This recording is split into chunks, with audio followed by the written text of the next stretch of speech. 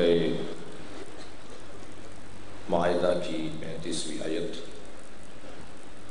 پروردگار عالم اپنے اس کلام میں ارشاد فرما رہا ہے، یا ایھا الذین آمنوا اتقوا اللہ،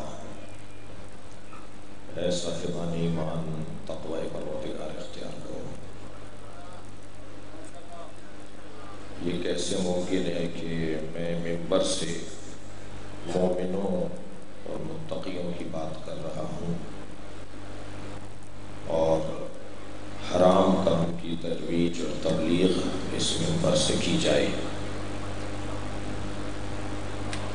بات سمجھنے کی ہے اور بات محسوس کرنے کی ہے۔ ابو بصیر حج کرنے جا رہے ہیں، بصرے کے رہنے والے ہیں ابو بصیر۔ سارے محلے سے رخصت لی، ایک ایک دروازے پر گئے ابو بصیر۔ کون ہے ابو بصیر؟ میرے 5ویں، 6ٹھے اور 7ویں امام کے معتمد خاص طور پر 6ٹھے امام نے فرمایا کہ اگر کوئی بات تم سے ابو بصیر کہے تو سمجھو کہ مجھ صادق نے کہی ہے۔ اس درجے کا انسان اپنے محلے میں ایک ایک دروازے پہ رخصت لینے جا رہے ہیں۔ میں حج پر جا رہا ہوں، مجھے رخصت دو، میرا کہا سنا معاف کرو۔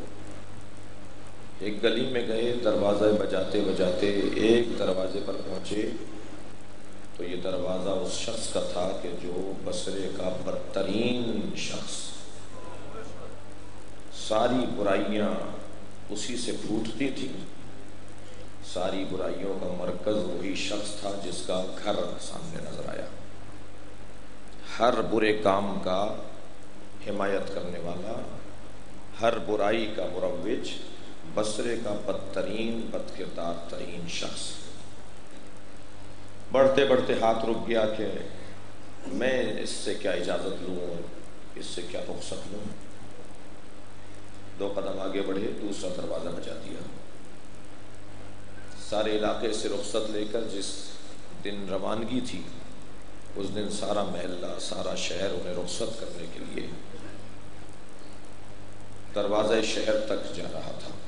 اس مجمع میں جو ابو بصیر کو رخصت کر رہا تھا، اس مجمع میں وہ شخص بھی تھا۔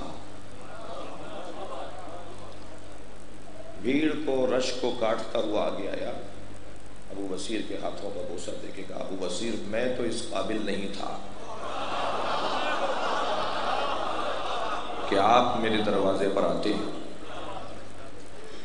مگر میں تمہیں رخصت اس لیے کرنے آیا ہوں کہ جب مکے میں حج کر لو تو مدینے میں میرے مولا صادق کی خدمت میں جا کر میرا سلام کہہ دینا۔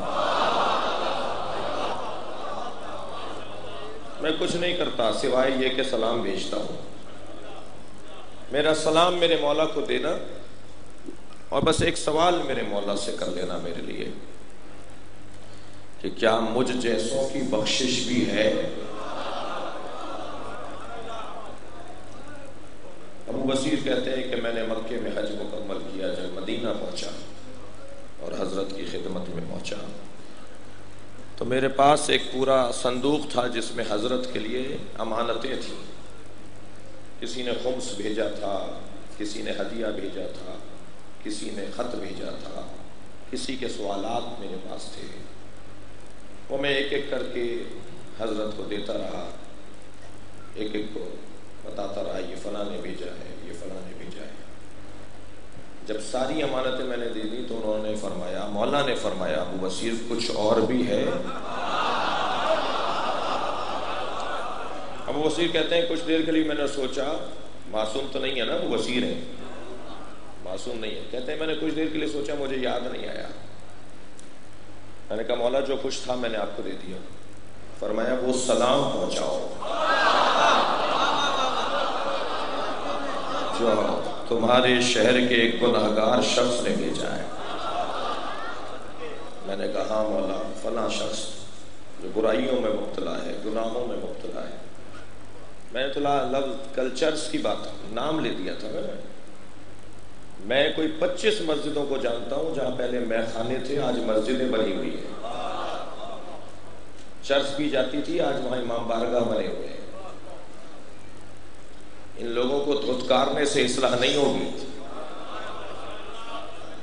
انہیں پیار دینے سے اصلاح ہوگی۔ یہ ہمارے ہیں۔ مجھے جملہ کہنے دیجئے، ناسبیوں اور تکفیریوں کا نمازی اور حاجی ہمیں اچھا نہیں لگتا، ہمیں اپنا موالی علی علی کہتا اچھا لگتا۔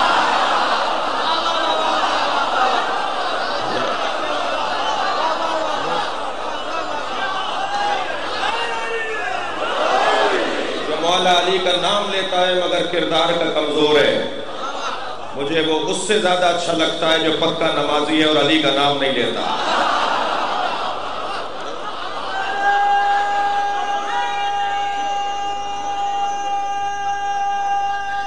اور کر رہے ہیں اور بہت اچھی طرح الحمدللہ پیواڑ کی پہاڑی کی چوٹی سے لے کر افغانستان کی جو بارڈر ہے نا، اس پیواڑ کی پہاڑی جہاں شہید حسینی کا مزار ہے، پیواڑ کی چوٹی سے لے کر کراچی کے ساحل تک جن 10 مولویوں کو شیعہ 10 عالموں کو پاکستان جانتا ہے، ان میں سے ایک نام شہنشاہ حسین نقوی ہے۔ کسی کی تعریف کا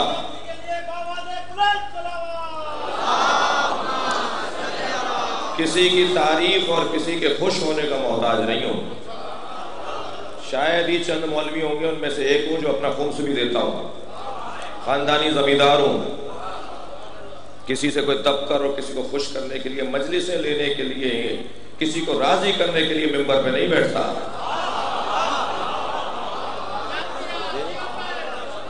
اگر کوئی بات کر رہا ہوں تو مجھے پورے پاکستان کے حالات کا علم ہے، میں جھنگ میں مجلس پڑھ رہا ہوں مگر جھنگ کے لیے نہیں پڑھ رہا۔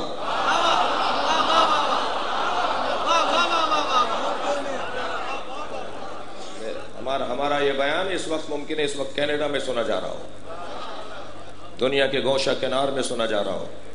میرے مولا نے فرمایا وہ سلام پہنچاؤ جو معاشرے کے گنہگار ترین فرد نے مجھے بھیجا ہے۔ کہا مولا ایسا ہوا، میں اس کے دروازے پر نہیں گیا، وہ مجھے رخصت کرنے کے لیے باہر آیا، کہا مولا کو میرا سلام کہنا اور مولا سے کہنا کیا مجھ جیسے کی بھی بخشش ہے۔ حضرت نے فرمایا ابو بصیر جب اب واپس جاؤ تو سب سے پہلے اس کے دروازے پہ جانا،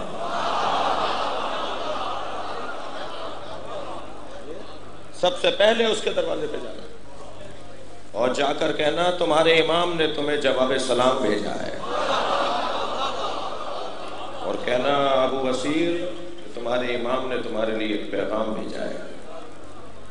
پیغام یہ ہے کہ ایک وعدہ تم اپنے امام سے کرو، ایک وعدہ تمہارا امام تم سے کرتا ہے۔ اپنے امام سے یہ وعدہ کرو آئندہ گناہ نہیں کرو گے، جو کیا سو کیا، جو ہوا وہ ہوا۔ اس لہجے میں سوائے ہمارے ائمہ کے کوئی اور بات نہیں کر سکتا۔ میرے مولا نے فرمایا اسے کہو جو ماضی میں ہوا سو ہوا، جو تم نے کیا سو کیا، ایک وعدہ تم ہم سے کرو کہ آئندہ گناہ نہیں کرو گے، ایک وعدہ ہم کرتے ہیں جنت کی ضمانت لیتے ہیں۔ ابو بصیر کہتے ہیں میرے ہاتھ پیر کانپ گئے کہ مولا نے کیا پیغام دیا ہے۔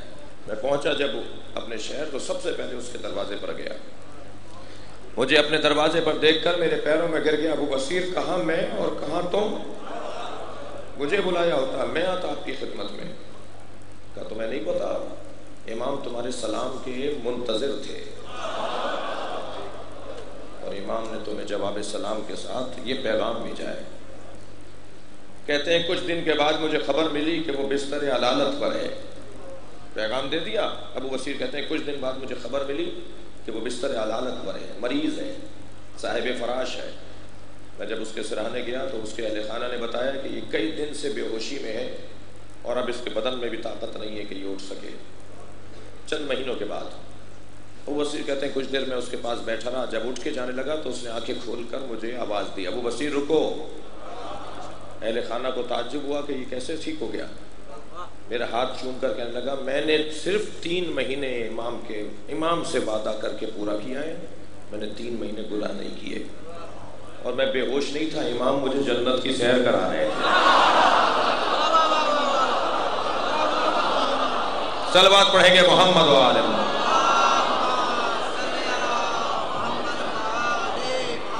یا ایھا الذین آمنوا اتقوا اللہ، اے صاحبان ایمان تقوی پروردگار اختیار کرو، وابتغوا الیہ الوسیلہ، اور اللہ تک پہنچنے کے لیے وسیلہ تلاش کرو، وجاہدوا فی سبیلہ، اور اللہ کی راہ میں جہاد کرو، لعلکم تفلحون، شاید کہ تم فلاح پا جاؤ۔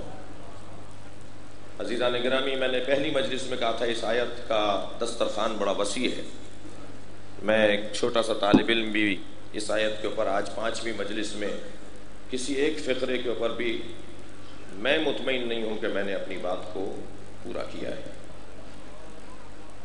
یہ جتنا بڑا مجمع بیٹھا ہے، چاہے سنی ہے یا شیعہ ہے، امام بارگاہ میں آنا بتاتا ہے کہ حسین کو وسیلہ مانتا ہے۔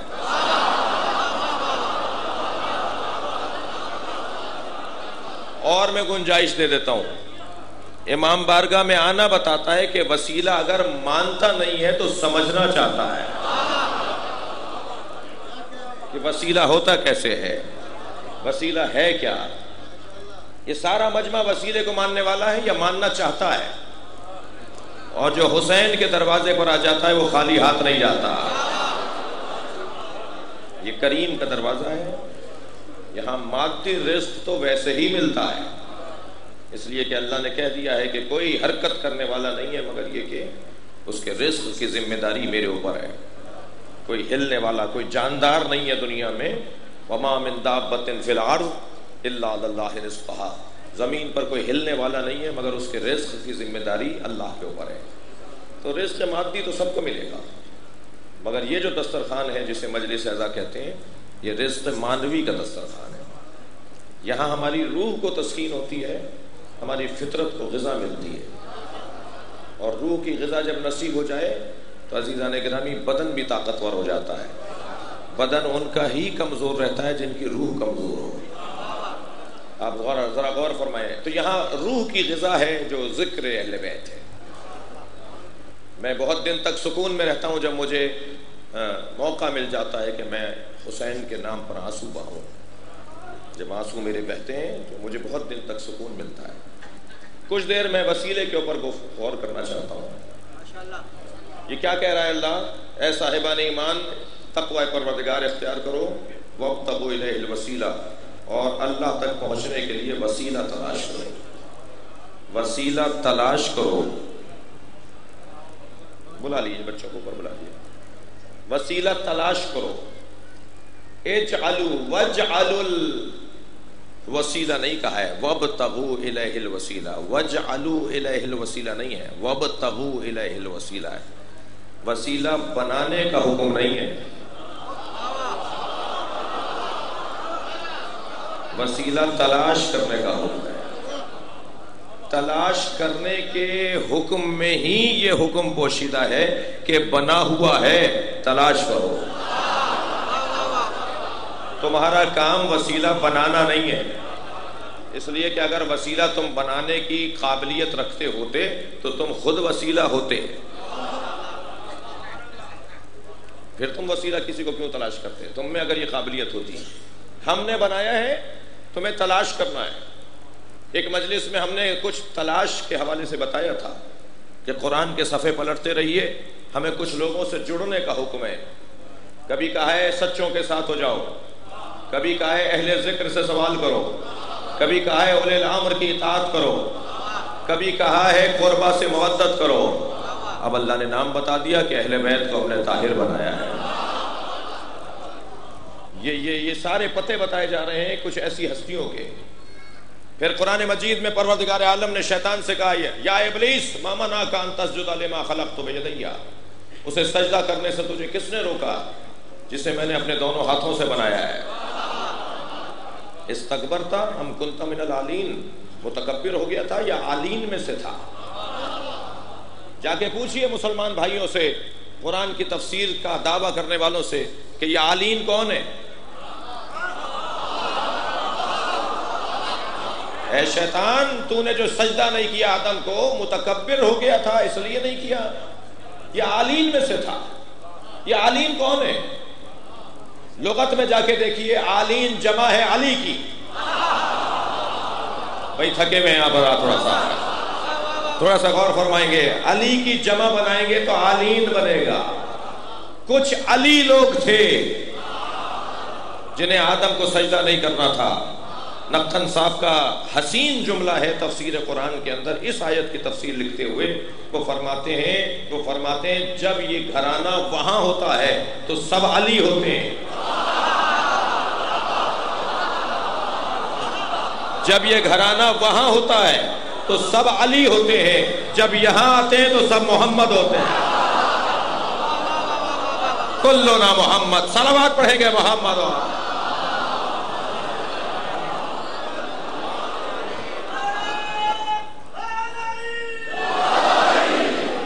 اور فرمایا آپ نے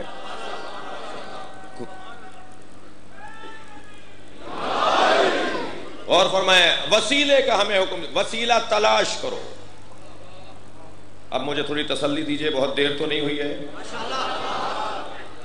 دیکھیے قرآن مجید کے اندر 2 آیتیں ہیں جس میں لفظ وسیلہ آیا ہے۔ بعض لوگ کہتے ہیں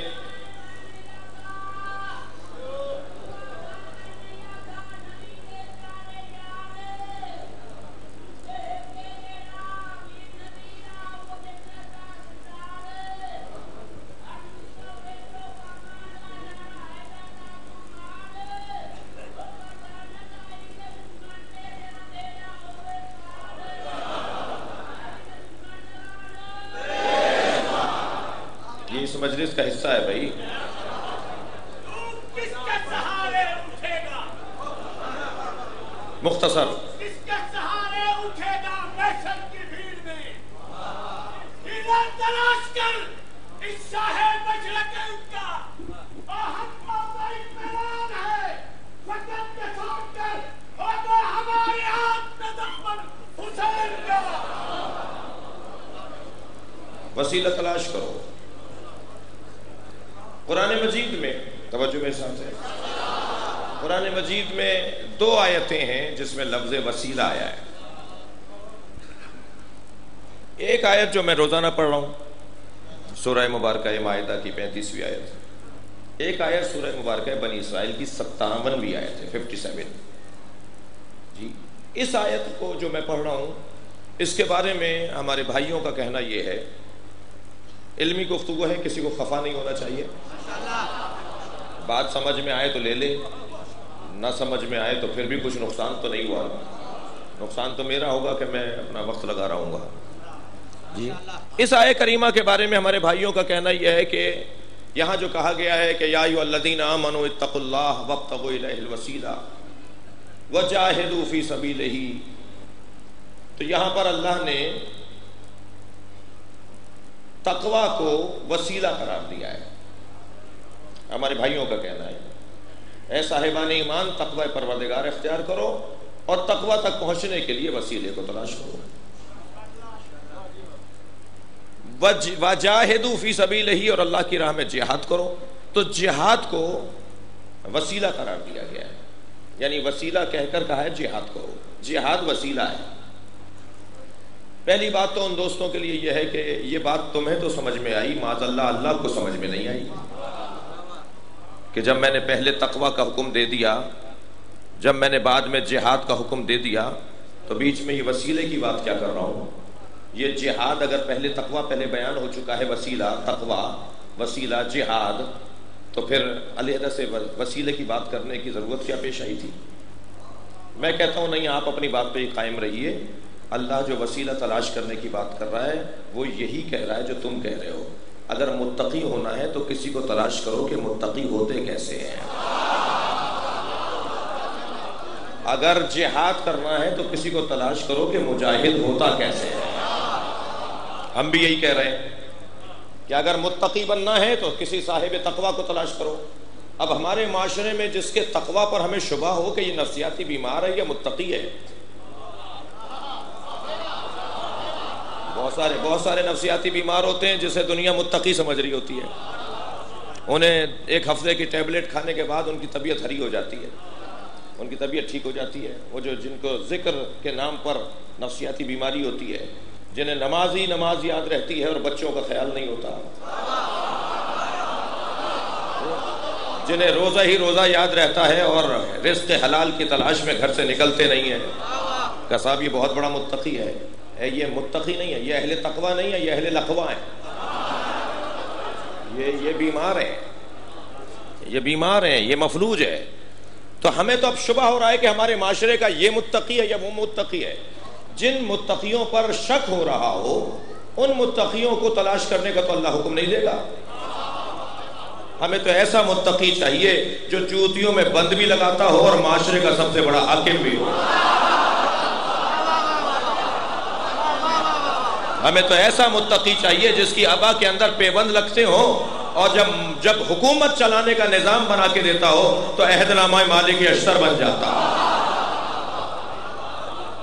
کہ اقوام متحدہ کا سیکرٹری جنرل کوفی عنان اسے اٹھا کر دکھاتا ہے، کہتا ہے تاریخ بشریت میں اگر کامیاب نظام حکومت کسی نے لکھ کر دیا ہے تو اسے علی کہتے ہیں۔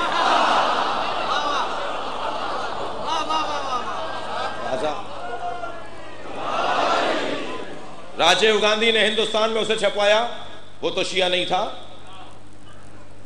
جنرل جہادات خان نے، گورنر سندھ نے اسے چھپوایا، وہ تو شیعہ نہیں تھے۔ کوفی عنان تو مسلمان نہیں تھا، مسیحی تھا جی۔ اور ایک طویل فہرست ہے کس کس نے اس خط کو اٹھایا ہے اور کہا ہے کہ اس سے اچھا جامع نظام حکومت نہیں بن سکتا۔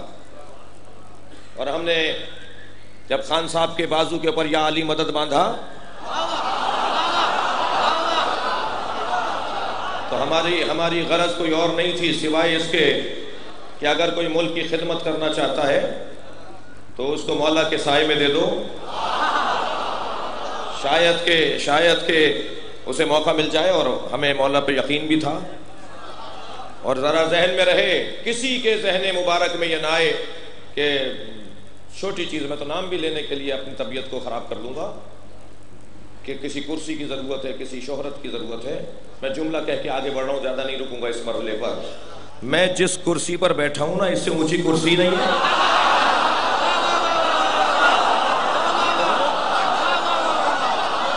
صلوات پڑھیں گے محمد و آل محمد۔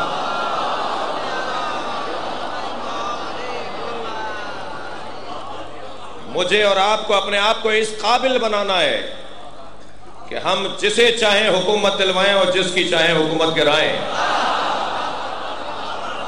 اپنے وقار کو ہمیں بڑھانا ہے۔ اور الحمدللہ 27 امیدوار کراچی اور سندھ کے مجھ سے ملنے آئے تھے، 27 کے 27 جیتے ہیں۔ میں سندھ والوں کی بات کر رہا ہوں، اور وہاں اسد عمر سے ہماری ملاقات ہوئی، جناب اسد عمر صاحب سے اسلام آباد میں۔ اور یہ ذہن سے پھر نکل جائے کسی کے اگر ذہن میں آ رہا ہو، میں نے کسی جماعت کی حمایت نہیں کی تھی، اور اگر ان کے سربراہ کے لیے دعا کہی تھی تو اگر وہ 5 سال میں خدمت انہوں نے نہیں کی تو ہم کسی اور کو بھی دعا دے سکتے ہیں، کوئی محتاجی نہیں ہے۔ ہم نے 18 مسئلے رکھے ہیں اپنے قوم کے، اپنی قوم کے 18 مسئلے رکھے ہیں ان کے سامنے، جن میں سے ایک مسئلہ حل ہونے کی طرف جا رہا ہے، وہ زائرین کا مسئلہ ہے۔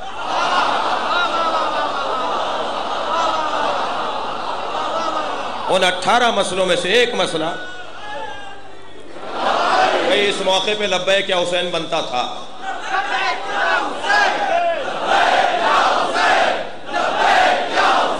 سب مل کر کے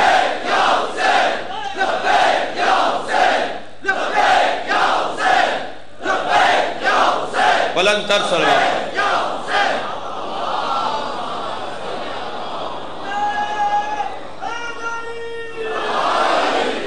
مولانا مظہر علوی صاحب آپ کے فیصل آباد کے عالم ہیں، جب وزیر داخلہ نے ہم سے پوچھا کہ جی مجھے وہ اس کمیٹی میں لینا چاہتے ہیں جو زائرین کے مسئلے کی کمیٹی ہے، تو میں نے ان سے کہا کہ میں اس کا اہل نہیں ہوں۔ مولانا مظہر علوی 5 سال سے زائرین 5 سال سے زیادہ مدت سے زائرین کے مسئلوں کو دیکھ رہے ہیں، میٹنگوں میں جا رہے ہیں، ان کے پاس معلومات زیادہ ہے۔ الحمدللہ وہ کوئٹہ تک جب گئے ہیں، یہ وہاں بارڈر تک گئے ہیں، وہاں میٹنگوں میں شریک رہے ہیں۔ مسئلہ بہت پیچیدہ ہے اور مسئلہ حل کی طرف ہے۔ میں اگر اس کے اوپر زیادہ بات کروں گا تو شاید میں اپنے مضمون سے دور بھی ہو جاؤں، لیکن سن لیجئے، بلوچستان حکومت نے ہتھیار ڈالے ہوئے تھے کہ ہمارے پاس جیمر مشینیں، گاڑیاں نہیں ہیں۔ ایک کانوائے اگر 15 گاڑیوں کا چلتا ہے بسوں کا تو اس کے لیے کم سے کم ایک گاڑی کی ضرورت ہوتی ہے۔ جب کانوائے چلے گا 400 بسوں کا تو کتنی گاڑیاں ہوں گی؟ کہتے ہیں جی ہمارے پاس اتنی گاڑیاں نہیں ہیں کہ ہم 400، اس لیے ہم دنوں میں تقسیم کر دیتے ہیں کہ ہفتے میں 2 دفعہ جائے گا، ہفتے میں 3 دفعہ جائے گا۔ اب پتہ تو نہیں ہوتا پیچھے کہاں کہاں سے بسیں آ رہی ہیں، تو معلوم ہے کہ 4000 آدمی جمع ہو گئے۔ اب ہمیں گزارنا تو مثلاً 100 بسوں کو ہے، جمع پیچھے ہو گئے ہیں 1000 بسوں کے لوگ، تو پھر بعض اوقات 15 دن انہیں رکنا پڑ جاتا ہے۔ یہ مقصد یہ باتیں عام شہری کو تو نہیں پتہ، یہ تفصیل تو نہیں پتہ سب کو۔ تو بلوچستان کے کور کمانڈر اور بلوچستان کی حکومت کا یہ کہنا ہے کہ اگر ہمیں وفاق مدد کرے، یعنی وفاقی حکومت ہمیں فنڈنگ کرے، پیسہ دے، ہمیں وسائل دے، تو ہم بلوچستان حکومت کی جو انتظامیہ ہے وہ زائرین کے مسئلے کو اس انداز سے حل کر سکتے ہیں۔ مولانا مظہر علوی صاحب کا فرمانا یہ ہے، جو میٹنگوں سے اٹھ کر آئے، وہ 4-5 میٹنگوں میں جا چکے ہیں، ان کا کہنا یہ ہے کہ خوشی کی بات یہ ہے کہ پہلی مرتبہ گزشتہ 10-15 سال سے یہ ایشو ہے، پہلی مرتبہ وفاقی حکومت نے کہا ہے کہ ہم فنڈنگ کریں گے، اور اللہ کرے کریں، اور اگر نہیں کریں گے تو پھر ہم تو کسی کے پابند نہیں ہیں، ہم تو اپنے مکتب کے، اپنے نظریے کے پابند ہیں جی۔ ہم کسی کو مسکرا کے دیکھ سکتے ہیں تو کسی کو گھور کے بھی دیکھ سکتے ہیں، کوئی معاہدہ ہمارا ایسا نہیں ہے۔ ہمارے حقوق ہیں، وہ 18 مسائل کسی اور موقع پہ بیان ہوں اور اب مسودے کی صورت میں، تحریری صورت میں انہیں دیا جائے گا۔ پھر بھی میں آپ سے کہہ رہا ہوں، ہم نے پچھلے 2013 میں پاکستان پیپلز پارٹی کی حمایت کی تھی پاکستان میں۔ پاکستان کے 5 بڑے بزرگ علماء میں سب سے چھوٹا میں تھا کہ جنہوں نے اعلان کیا تھا کہ انہیں ووٹ ڈالا جائے۔ 9 نکات پر ہمارا ان سے معاہدہ ہوا تھا کہ 9 ہمارے یہ مسئلے یہ حل کریں گے، مگر انہوں نے ایک مسئلہ بھی ہمارا حل نہیں کیا۔ وہ 9 نکاتی 2 وزیر اعظموں کے سائن کے ساتھ وہ معاہدہ ہمارے پاس آج بھی موجود ہے، جناب بجر پرویز اشرف صاحب اور جناب گیلانی صاحب کے سائن ہوئے ہوئے ہیں، ادھر سے ہمارے جناب ایڈوکیٹ بکھر والے جو عالم تھے، ہمارے وکیل صاحب تھے، وزارت حسین نقوی صاحب کے سائن ہیں، اور مولانا عارف واحدی صاحب کے سائن ہیں۔ ہمارے 9 نکات پہ ان سے معاہدہ ہوا، کسی پر عمل نہیں ہوا۔ اگر یہاں اب بھی خدا نخواستہ ایسا ہوا تو ہمارے پاس پاکستان تو زندہ باد رہے گا نا، یہ تو ابھی چلے گا نا، تو آگے کی پالیسیاں آپ بدل سکتے ہیں۔ عزیزان گرامی، بات اتنی کر رہا تھا میں کہ یہ جو وسیلہ تلاش کرنے کی بات ہو رہی ہے، وَابْتَغُوا إِلَيْهِ الْوَسِيلَہ، وسیلے کو تلاش کرو، یا تقویٰ کے لیے وسیلہ ہے، تب بھی ہمیں ایسا متقی چاہیے کہ جو ابا میں اس کے بند لگتے ہوں اور حکومت ایسی چلاتا ہو کہ 1400 سال بعد بھی اس سے اچھی حکومت کسی کی نہ ہو جی، ایسا ہی ہے، متقی ہو تو ایسا ہو۔ اور اگر جہاد کے لیے بات ہو رہی ہے کہ جہاد کے لیے وسیلہ تلاش کرو، تو ہمیں مجاہد بھی ایسا چاہیے جو سب بھاگ جاتے ہوں مگر وہ نہ بھاگتا ہو۔ جنگ احد کے اندر 13 لوگ رہ گئے تھے مولا علی کے ساتھ، 13 آدمی تھے جو علی کے ساتھ تھے، اور وہاں ہزاروں کا لشکر تھا جو انہیں مارنا چاہ رہا تھا، اور علی بن ابی طالب جب ہزاروں کے لشکر کے ساتھ میدان میں اترے تھے، جو مسلمان چھوڑ کر چلے گئے تھے، قرآن میں پوری تفصیل ہے میدان سے بھاگنے والوں کی اور واپس آنے والوں کی، اور پھر نبی سے معافی مانگنے والوں کی۔ پھر اللہ نے کہا ہے میرے حبیب نے معاف کر دو، یہ معافی مانگ رہے ہیں۔ یہ پوری تفصیل ہے۔ میں انیق احمد کے پروگرام میں تھا، جناب مفتی منیب الرحمان صاحب نے فرمایا کہ یہ جو میدان چھوڑ کر بھاگے تھے یہ ان کی اجتہادی غلطی تھی۔ میں نے کہا مفتی صاحب مجھے آپ سے اختلاف ہے، اجتہاد وہاں ہوتا ہے جہاں نص نہ ہو، پیغمبر کھڑے تھے، بھاگنے کی گنجائش ہی نہیں ہے۔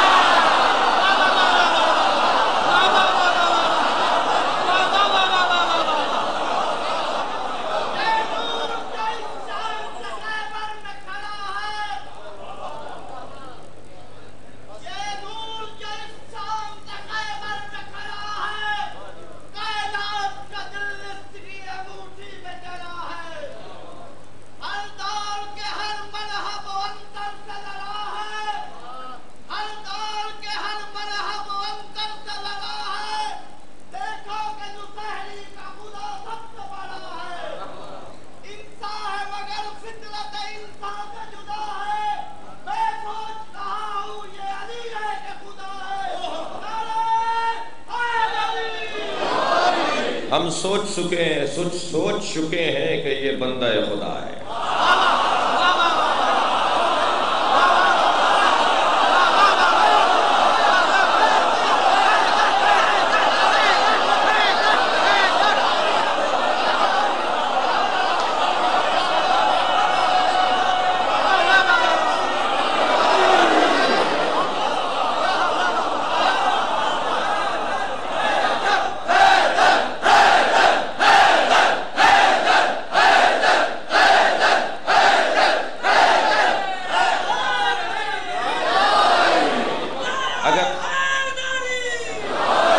اگر جہاد کے لیے وسیلہ چاہیے تو علی سے بڑا کوئی مجاہد نہیں ہے، علی سے بڑا کوئی میدان کا دھنی نہیں ہے. 13 لوگ رہ گئے تھے اور سب چلے گئے تھے. وہ خطا اجتہادی نہیں تھی، خطا تھی، اور خطا پر معافی مانگی جاتی ہے اور معاف بھی کرنے والا اللہ ہے. اور نبی بھی معاف کریں، نبی کو اللہ نے کہا معاف کر دو، میں بھی انہیں معاف کرتا ہوں. 13 آدمیوں میں علی جب ہزاروں کے ساتھ آئے تھے نا، جس ذوق کے ساتھ میرے مولا عہد میں لڑ رہے تھے، لوگوں کے چلے جانے کے بعد ذوق ختم نہیں ہوا. علی تنہا بھی ایسے ہی لڑتے ہیں جیسے لشکر کے ساتھ لڑتے ہیں. اور جب تنہائی میں علی کو لڑتے ہوئے دیکھا تو انسان تو کیا تعریف کرتے،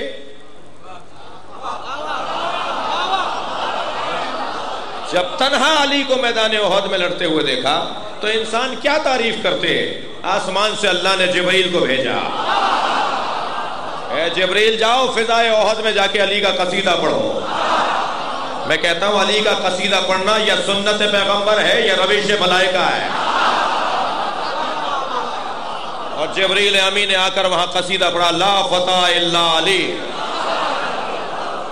لا سیف الا ذو الفقار. اور سرکار کے برابر میں آ کے جبریل بیٹھے اور کہا یا رسول اللہ دیکھ رہے ہیں علی کیسے لڑ رہے ہیں. غور فرمائے، دیکھ رہے ہیں علی تنہائی میں بھی ایسا لڑ رہا ہے جیسے لشکر کے ساتھ کوئی لڑتا ہے. تو میرے مولا نبی نے بے ساختہ فرمایا کیف لا انہ منی وانا منہ، کیسے نہ لڑے، اس لیے کہ میں اس سے ہوں وہ مجھ سے ہے. بے ساختہ جبریل نے فرمایا یا رسول اللہ انا منکما، اور میں تو ہوں ہی آپ سے. اگر جہاد کے لیے تقوی تلاش کرنا ہے، اگر جہاد کے لیے وسیلہ تلاش کرنا ہے تو ابھی سب سے بڑا مجاہد علی. اگر تقوی کے لیے وسیلہ تلاش کرنا ہے تو سب سے بڑا متقی علی. پہلے تو ایک تعداد کہتی رہتی تھی صاحب لفظ وسیلہ ہی قرآن میں نہیں ہے. جی قرآن میں 2 جگہ لفظ وسیلہ آیا ہے، ان میں سے ایک آیت ہی ہے. اچھا اگر اس کے اوپر سمجھانا یا سمجھنا کچھ مشکل بھی ہو تو آپ دوسری آیت لے لیجئے. کیا ارشاد ہو رہا ہے؟ الذین یتبعون یبتغون الی ربہم الوسیلہ ایہم اقرب. وہ لوگ ان لوگوں سے کہنے لگے کہ تم ان کی پیروی کیوں کرتے ہو جبکہ یہ تو اللہ تک پہنچنے کے لیے ایک دوسرے کو وسیلہ بناتے ہیں کہ ہم میں کون زیادہ قریب ہے اللہ کے. کہنے لگے صاحب یہ وسیلے کے خلاف آیت ہے. میں نے کہا یہی تو وسیلے کے حق میں آیت ہے. بہت ساری آیات کو سامنے دیکھے بغیر انسان گزر جاتا ہے، یہی تو وسیلے کے حق میں. ایک صاحب کہنے لگے سورہ مبارکہ حج کے اندر حضرت معاذ اللہ حضرت ابو طالب کی مذمت میں آیت آئی ہے. معاذ اللہ نبی کو اللہ نے ایک فرمایا اے میرے حبیب اس شخص کو ہدایت نہیں ملے گی کہ جسے تم چاہتے ہو،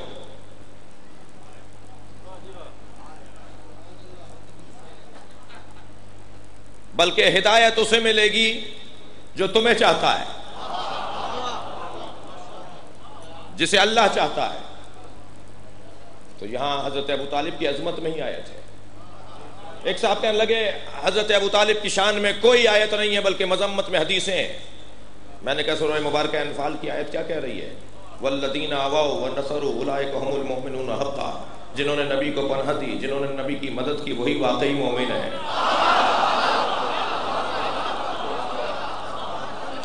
تو بعض اوقات سامنے کی آیت ہوتی ہے، یہ آیت کریمہ بھی وَيَتَّبِعُونَ وَالَّذِينَ أُولَئِكَ الَّذِينَ يَتَّبِعُونَ يَبْتَغُونَ إِلَى رَبِّهِمِ الْوَسِيلَةَ أَيُّهُمْ أَقْرَبُ۔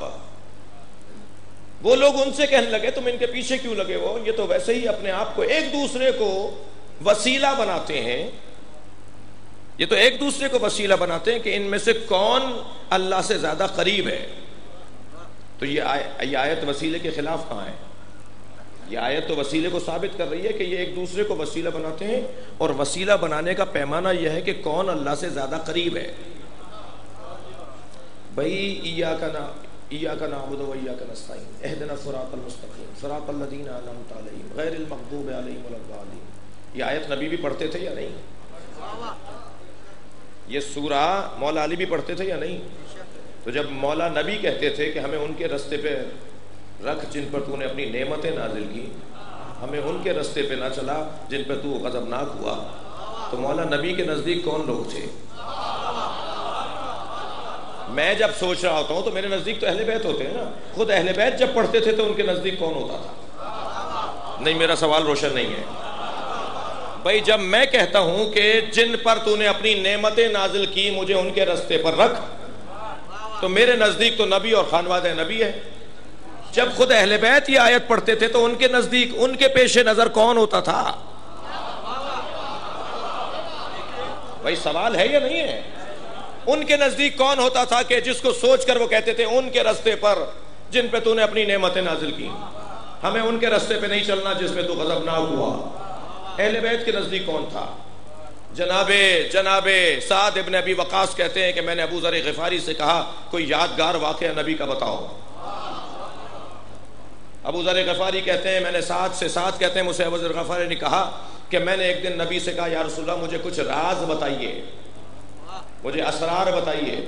فرمانے لگے جاؤ ذرا حجرے میں جاؤ، سامنے حجرے کی طرف اشارہ کیا، اس میں جاؤ، اس میں تمہیں ایک چیز نظر آئے گی، کچھ سن کر آؤ گے، یہ اللہ کا راز ہے۔ کہنے لگے جب میں حجرے میں گیا تو میں نے دیکھا علی سجدے میں ہے۔ ایک لمحے کے لیے خیال آیا کہ میں نے علی کو دیکھا ہے، نبی نے فرمایا یہ اللہ کا راز ہے۔ میں کچھ قریب جا کر بیٹھ گیا تو علی سجدے میں یہ دعا مانگ رہے تھے، اللہم اغفر للخاطئین شیعتی بحق محمد المصطفیٰ۔ یا اللہ میرے خاطئ، میرے گناہگار شیعوں کو نبی کے صدقے میں معاف کر دے۔ میں جب پلٹا تو میں نے دیکھا کہ نبی سجدے میں ہے۔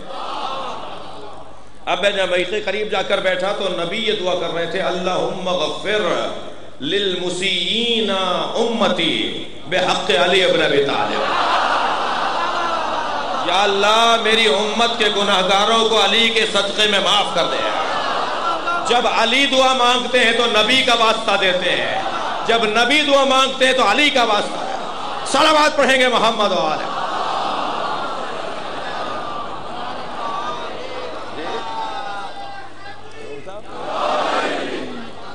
غور فرمائے۔ اور ساری دنیا مولا علی سے مدد مانگتی ہے، اس لیے کہ نبی نے مانگی ہے۔ مولا علی سے مدد مانگنا سنت نبی ہے۔ بحث کا وقت ختم ہو گیا جی، مکمل استدلال ہے اس گفتگو کے اوپر۔ کہاں کہاں علی کے بغیر نبی نہیں رہے، کہاں رہے یہ بتائیے۔ میں تو ایک جملہ کہہ کے آگے بڑھ جاؤں، جس نبی کا سایہ نہیں تھا اس نبی کے سایے کو تو علی کہتے ہیں۔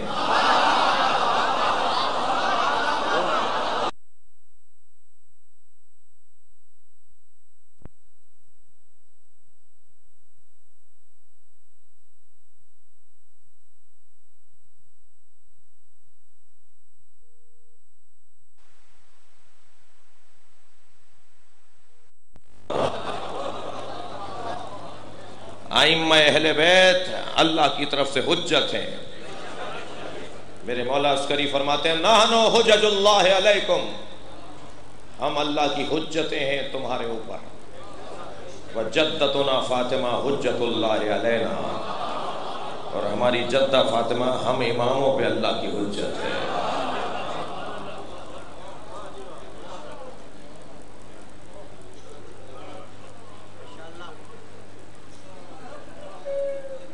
وسیلہ،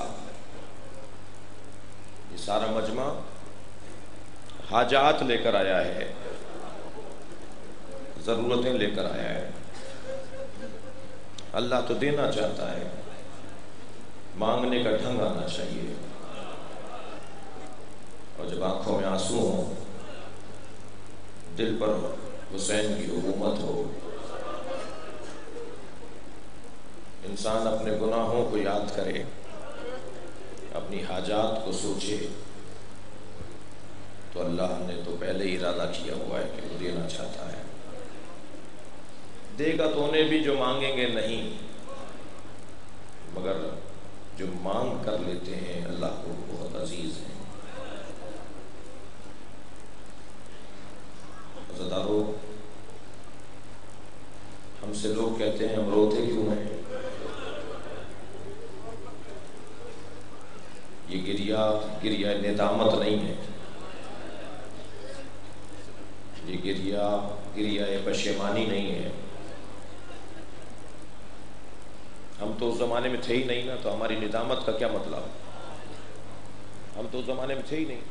ہم اگر آج رو رہے ہیں تو ہماری ندامت کا تو کوئی مطلب نہیں ہے۔ کیوں رو رہے ہو بھائی؟ اس لیے کہ تم تو تھے ہی نہیں، جو تم کچھ کرتے۔ تو یہ گریہ ندامت کا گریہ نہیں ہے، یہ گریہ حسرت کا گریہ ہے۔ کاش ہوتے، اگر ہم کاش ہوتے تو حسین کو یوں پتھر نہ مارے جاتے۔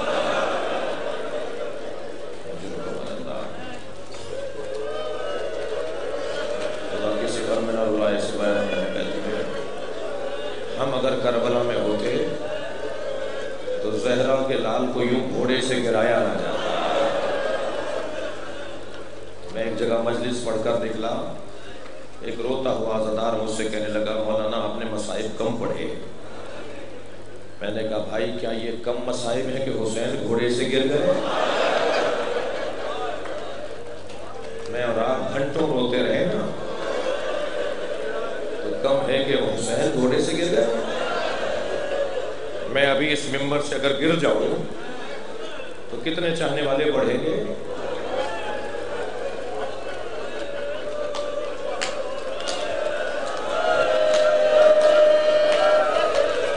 کوئی میرا ماما سنبھالے گا، کوئی میری ابا سنبھالے گا، کوئی مجھ سے محبت کا اظہار کرے گا، کوئی کہے گا چوٹ تو نہیں لگی، کربلا میں حسین گر گئے۔ ہاں امامہ سنبھالا گیا، مگر جناب زینب کہتی ہے نانا تمہارے حسین کا امامہ لوٹ کر لے گا، تمہارے حسین کی ابا اتار کر لے گئے۔ اللہ کرے میں بیان کر پاؤں، کل مجھ سے مصائب بیان نہیں ہو پائے۔ کبھی کبھی ایک مرحلہ ایسا آتا ہے، اس کے بعد کچھ رہتا ہی نہیں ہے کہنے۔ ابن عتیبہ نامی ایک یزیدی لشکر کا سپاہی کہتا ہے کہ میں حسین کی شہادت کے بعد جب لاشے پر پہنچا تو مجھے دیر ہو گئی تھی، دیر ہو گئی تھی اس لیے کہ کوئی امامہ لے گیا تھا۔ مجھے کسی نے کہا حسین لوٹا جا رہا ہے،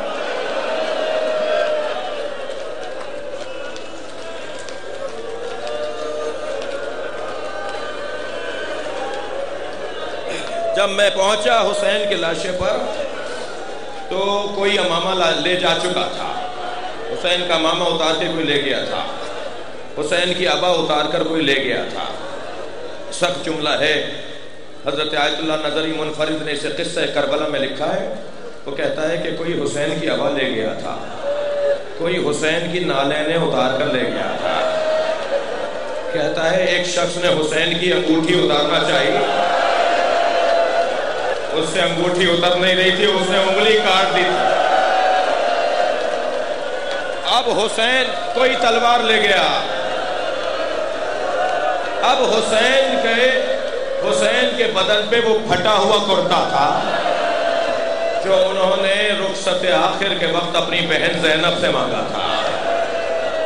اجر و کمال اللہ، اجر و کمال اللہ. تسلی سے روئیں گے، مجھے جلدی نہیں ہے، فرصت دیں گے. میرے حصے کی آج اس خمسے کی آخری مجلس ہے. امام نے آخری وقت میں جو بہن سے کرتا مانگا تھا نا، آپ رو رہے ہیں. ہم سے لوگ کہتے ہیں ہم روتے کیوں ہیں؟ جب جناب زینب سے کرتا مانگا تھا نا تو بی بی خیمے میں جا کے روئی تھی، اس لیے کہ آخری وقت میں جناب زہرا نے 4 سالہ زینب کو بلایا تھا. جب بی بی زہرا کی شہادت ہو رہی تھی نا تو 4 سالہ زینب کو بلایا تھا. بیٹی زینب یہ صندوق اٹھا کے لاؤ. جناب زینب صندوق اٹھا کے لائیں. کہا زینب اسے کھولو. جیسے کھولا کہا بیٹا نظر کیا آ رہا ہے؟ کہا اماں چند کفن ہے. کہا ایک کفن نکالو. اس کفن کے اوپر لکھا تھا یہ فاطمہ زہرا کا کفن ہے. فرمایا بیٹا اسے سنبھالو، یہ مجھے کفن تمہیں دینا ہے. دوسرا کفن نکالا. کہا اماں ایک اور کفن ہے. کہا یہ تمہارے بابا علی کا کفن ہے. یہ روایت صحیح روایت ہے، ہماری کتابوں میں موجود ہے کہ نبی کی رحلت کے موقع پہ جنت سے 5 کفن آئے تھے. جنت کے حنوت آیا تھا، جنت سے حنوت آیا تھا، جنت سے 5 کفن آئے تھے. نبی کو جبریل دے کر گئے تھے کہ یہ پنجتن کے کفن ہیں، یہ 5 کفن ہیں. نبی کو کفن ملا. نبی کے بعد 4 کفن اور ہیں. جناب زینب نے بتایا اماں ایک کفن ہے. کہا یہ میرا کفن ہے. دوسرا کفن نکالا. اماں ایک اور کفن ہے. کہا یہ تمہارے بابا علی کا کفن ہے. تیسرا کفن نکالا، یعنی چوتھا کفن نبی لے چکے ہیں تو یہ چوتھا کفن نکالا. فرمایا یہ تمہارے بھائی حسن کا کفن ہے. 5واں کفن نکالا. فرمایا یہ تمہارے بھائی حسن کا کفن ہے. کہا اماں پہلا کفن بھی بھائی کا تھا. کہا نہیں، تمہارے حسن بھائی کے 2 کفن ہیں.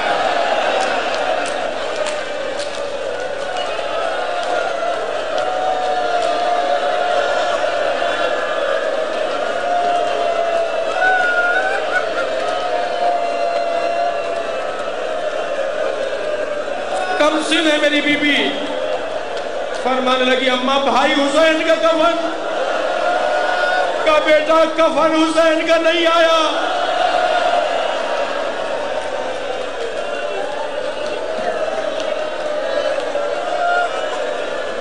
اجر و کمال اللہ، اجر و کمال اللہ. خدا کسی غم میں نہ اڑائے.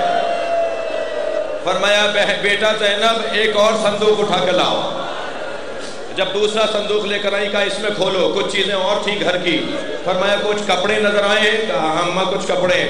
کہا ایک کرتا نظر آ رہا ہے، یہ کرتا سنبھال کے رکھو.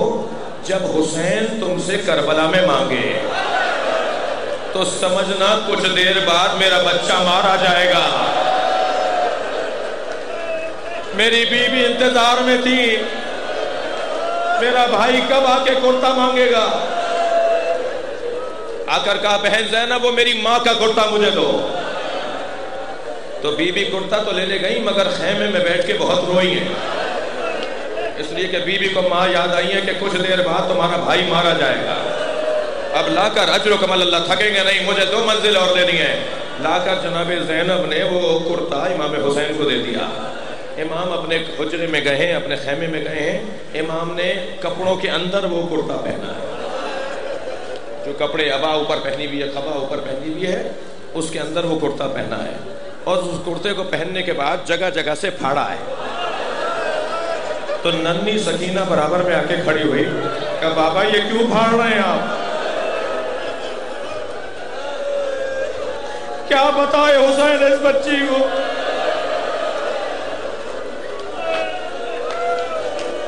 اجر و کمال اللہ، اجر و کمال اللہ. میرے مولا نے پھر اس پھٹے ہوئے کرتے کے اوپر ایک رومال باندھا ہے، ایک پٹکا باندھا ہے، اور پھر خبا پہنی ہے، ابا پہنی ہے، ماما پہنا ہے، اور میرے مولا بیویوں سے رخصت لے کر میدان کربلا میں گئے ہیں. یہ ظالم کیا کہتا ہے؟ جملہ سنیں اس ظالم کا. ابن عتیبہ کہتا ہے کہ میں جب پہنچا تو دیر ہو چکی تھی. کوئی حسین کا ماما لے جا چکا تھا، کوئی حسین کی ابا لے جا چکا تھا، کوئی نالینیں لے جا چکا تھا. حسین کے بدن پر اب کچھ نہیں رہا تھا سوائے ایک پھٹے ہوئے کرتے کے. میں نے کچھ دیر اس کرتے کو دیکھا تو میں نے کہا اس کرتے کی تو کوئی قیمت ہی نہیں ہے. تو میری نگاہ گئی حسین کی کمر پہ بندھے ہوئے اس پٹکے پر. سخت جملہ ہے، اللہ کرے بیان کرتا ہوں. وہ کہتا ہے میری نگاہ گئی حسین کے بندھے ہوئے پٹکے پر جس نے اس کرتے کو روکا ہوا تھا. تو میں نے چاہا کہ میں اس پٹکے کو کھول کے لے جاؤں. جب میں نے اس کی گرہ کھولنے کے لیے ہاتھ بڑھایا تو حسین کا ہاتھ اٹھ کر آیا گرہ پر. میں نے حسین کا ہاتھ کاٹ دیا.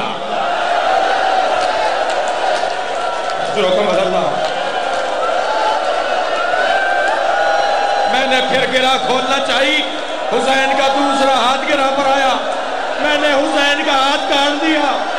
کیسے دیکھا ہوگا زینب نے؟